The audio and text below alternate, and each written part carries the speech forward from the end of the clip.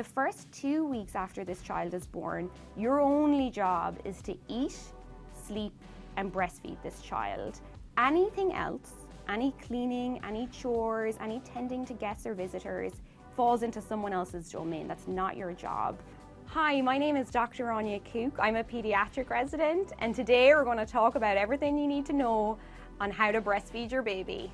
I think everybody knows pretty intuitively that if a baby's crying that they're probably hungry, but babies actually give a lot of different signs before they get to the stage where they start crying. So if you look at your baby and they're smacking their lips, their tongue is going in and out of their mouth, they're shaking their head kind of side to side looking for a nipple, and they're grasping and ungrasping their hands, they're actual signs that the baby is hungry. We call them hunger cues. The most important thing is that you're comfortable in the place that you've chosen to breastfeed. So this should be a place that's quiet, that's comfortable, that you will really feel okay in.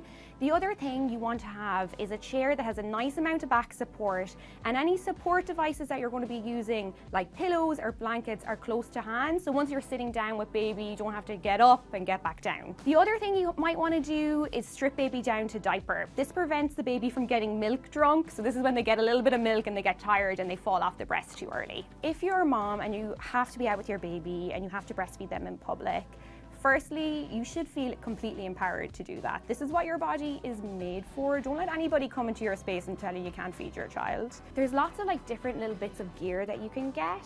So there's some things that are more fancy, like certain tops and bras that kind of allow you to be a little bit more covered. But something as simple as a light linen blanket that you can put over your baby so that your boob is covered when you're breastfeeding is also a good idea. You should be feeding your baby kind of as often as they're hungry for it. At that beginning, once breastfeeding has been established, that might be every hour and a half to every 3 hours, right?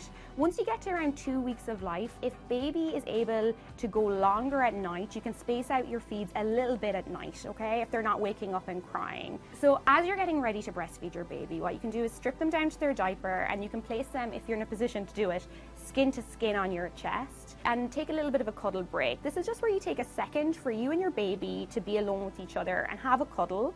This is great for baby. It helps them bond with you. It helps them get to know your smell. This is great for you because you get a second to actually enjoy your child, and it is absolutely fantastic for your milk production. So once you cuddle your baby, oxytocin is released from your brain. This helps the milk get out of your breast, and it also helps you produce more milk. The most objective way to see if your baby's getting enough milk is following frequently with your pediatrician and seeing if they're gaining weight. When they're small, they should be seeing their pediatrician all the time.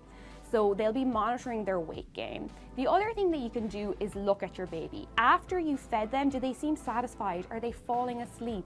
Are they going an hour and a half to 3 hours after a feed before they're crying and looking to be fed again?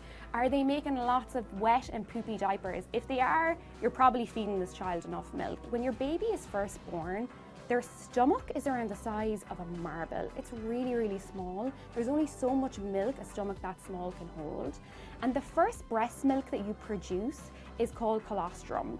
It's actually nicknamed liquid gold because it's so dense in nutrition and it's so easily absorbed by a new baby. It's perfectly set up for a child that can only take a small amount of milk. So if your baby is 1 week old and they're making less than 6 wet diapers a day, that probably does mean that they're not getting enough milk, and they should be seen by a pediatrician that day. One of the most common things that moms complain about is pain when they're breastfeeding. And usually that is because their latch, or how the baby fastens onto the breast, isn't right. So for a new mom, it can be really hard to get a sense of how much of my boob should be put into this baby's mouth? How should this look like? Your baby's mouth should be full of nipple and areola. Areola is a pink or darkly pigmented skin around the nipple, and the nipple should be positioned towards the back and roof of the baby's mouth. If the baby is nipple feeding, that's where they only have the nipple at the front of their mouth. It can be firstly really hard for them to get enough milk because they have to work really hard to get the milk out of the boob. And then it also can put a lot of just wear and tear on your nipples and cause you pain. For a mom that is having a lot of nipple discomfort, you have to take care of them. I know that sounds silly. After you've breastfed, get a bit of moist cotton wool, kind of wipe off your nipple, get any debris that's on it off. Letting your nipple air dry protects it from infection because bacteria love moist, wet places, so let it air dry. Then you can get some clean lanolin moisturizer or even some breast milk and drop it on your nipple. before you put it back into your bra with a breast shield over it to stop chafing between your nipple and your bra as you go about your day. So if you're a breastfeeding mom, you want to have somewhere between 2,300 to 2,500 calories a day. The diet that you should be having as a breastfeeding mom is kind of the same as any other woman, just a varied, healthy diet. There isn't really any massive food groups that you need to exclude from that. If you are someone that's maybe a little bit more of a picky eater, or if you have a hard time with your veg, it might be a good idea to take a multivitamin. If you're a breastfeeding mom that's a vegetarian or vegan, you probably should be taking a B12 supplement.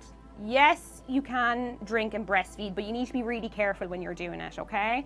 So if you're having a drink, like 1 standard unit of alcohol, you need to wait at least 2 hours and no less before you breastfeed this child. Pumping and dumping does not work. The only thing that works is waiting 2 hours per 1 unit of alcohol. Can you have coffee when you're breastfeeding? The answer is yes. You just want to make sure that you're applying common sense, that you're not having 10 cups of coffee today and having so much caffeine that it's getting into your breast milk and making your baby irritable. But can you have 1 or 2 cups? Yeah.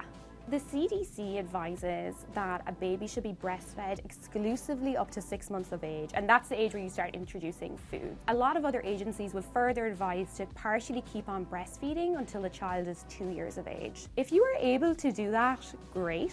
The majority of mothers that are in America are working mothers that might find it really difficult to keep breastfeeding that long. Really try and get to that 6-month mark if you can.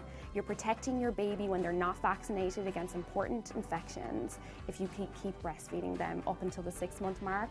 If you can avoid using a bottle on your baby until they're 6 weeks of age, you kind of can avoid something we call nipple confusion. When you're breastfeeding, your nipple sits towards the back and the roof of the baby's mouth, pretty far back.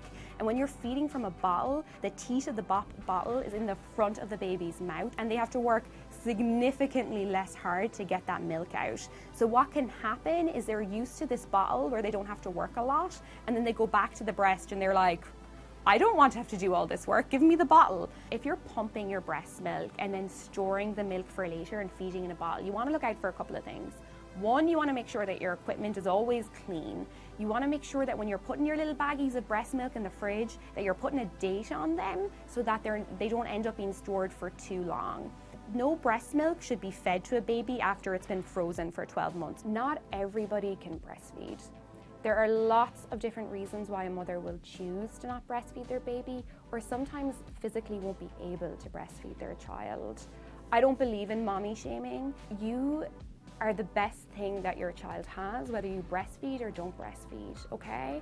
So it means nothing about the bond that you have with this child, and it means nothing about you as a mother if you don't breastfeed your baby. The advice that I would give to new moms really is to be kind to yourself, you know? There's just so much pressure now to be a perfect mother and to do everything perfectly all at once. It takes a second.